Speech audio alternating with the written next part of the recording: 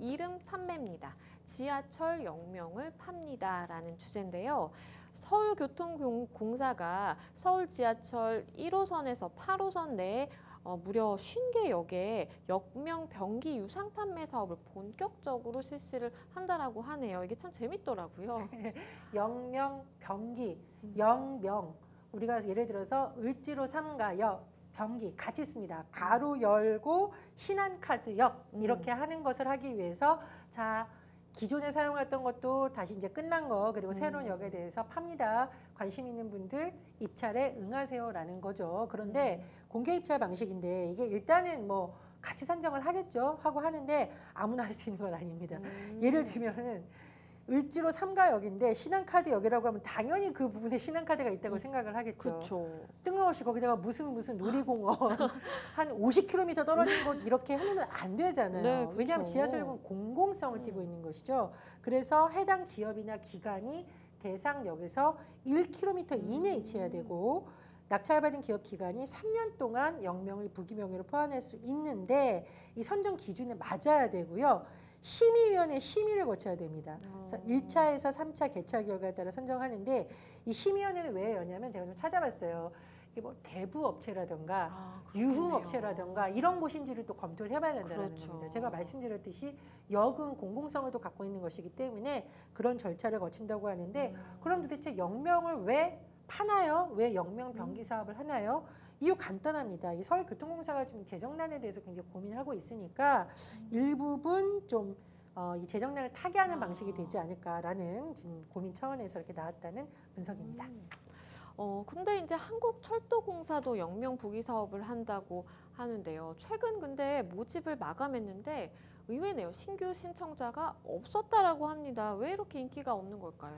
그러니까 이게 기업의 입장에서는 홍보 효과가 있거나 어떤 말 그대로 그만큼의 마케팅 효과가 있어야 되는데 아마 없다고 판단한 게 아닐까라고 추정이 됩니다. 예를 들어서 제가 말씀드렸듯이 사람들이 많이 지나다니는 경우에는 그 역에서 본인들의 기업 이름이라던가 기관 이름이 나오는 것 자체가 홍보 효과가 높다고 판단하기 때문에 거액을 내고 그 비용을 지불하는 거잖아요. 그런데 지금 철도공사 같은 경우에는 좀 외곽 지역이 많다 보니 아무래도 좀 안 되는 거 아닐까라는 것도 있고요.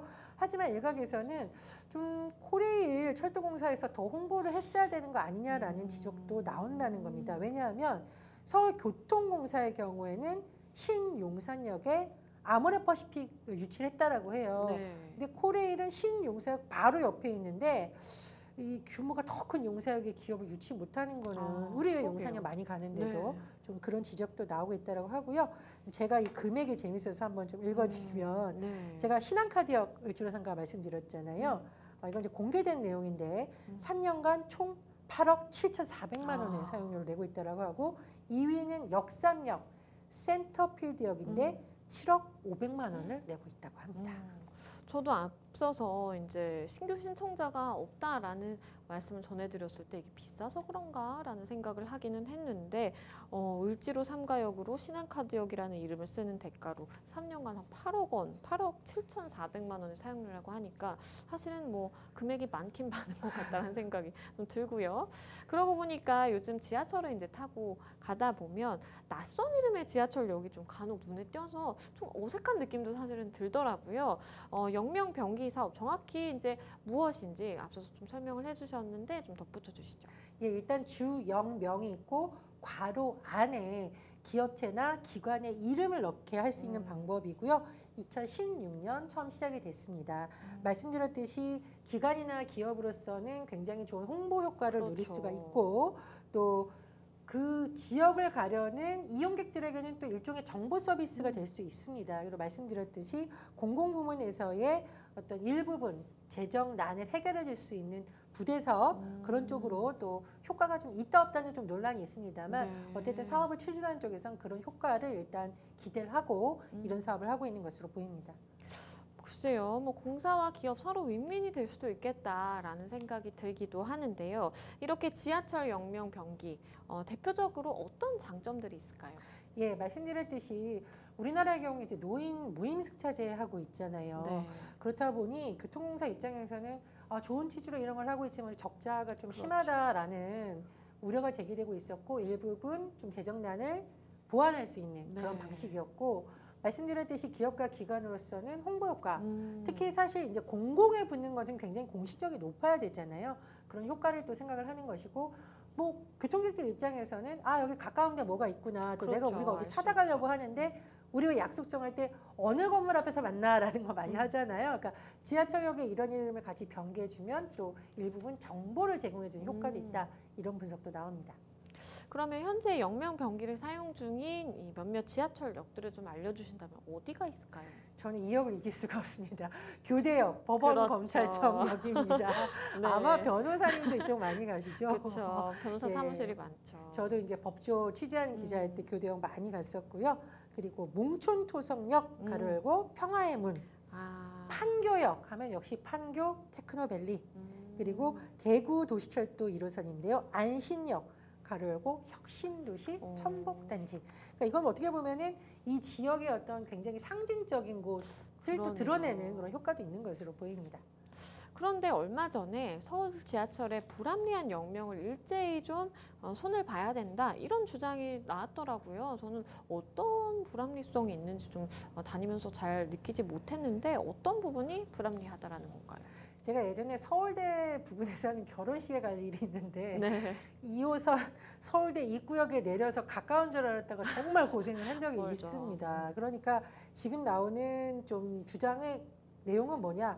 가깝지 않은데 예전에 마치 가까운 것처럼 이름을 만들어서 그렇죠. 잘못된 정보가 전달되고 있다는 겁니다. 그리고 이제 지하철 노선이 더 늘어나다 보면 이름은 서울대 입구역이 아닌데 실제로 그 지하철역이 서울대와 더 가까울 수도 있잖아요. 그렇죠. 그럼 이거는 좀 교통객들의 편의를 위해서 이름을 고쳐줘야 되는 거 아니냐?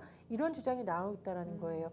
제가 지금 서울대 입구역 지금 말씀을 드렸고 또 하나 총신대 입구역. 총신대 입구역에서 총신대까지 도보로 25분 걸린다고 합니다. 오래 걸리네요.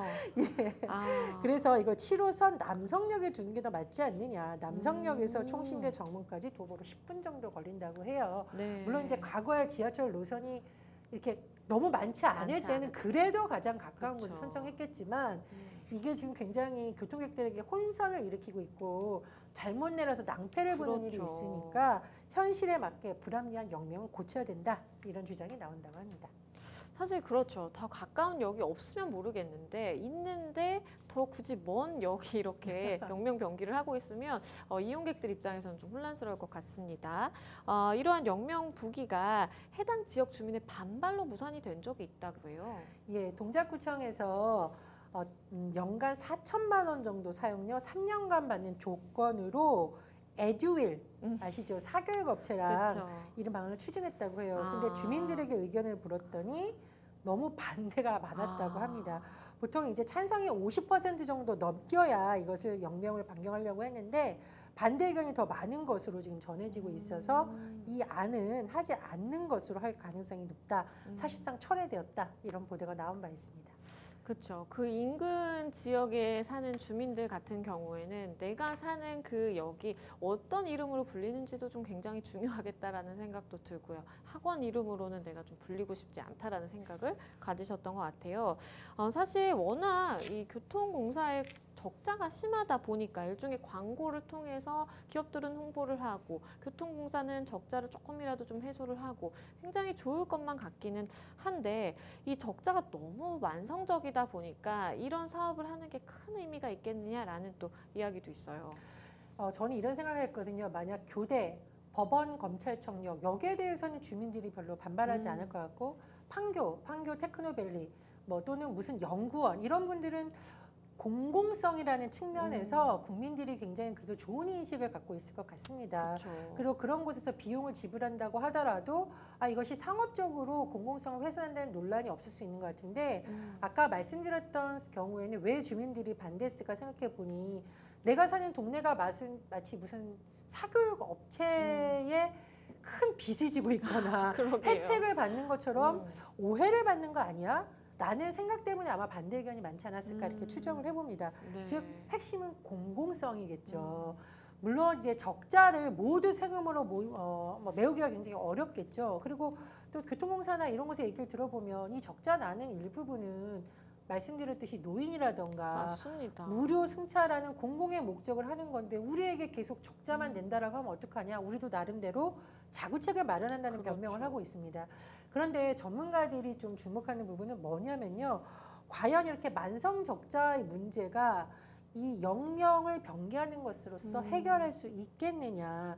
그래서 이것은 코끼리 비스켓. 그러니까 굉장히 문제의 덩치가 큰데 비스켓 주는 것으로 해결이 되겠느냐는 그렇죠. 지적이 나오고 있다라는 겁니다. 한번 살펴봤는데요.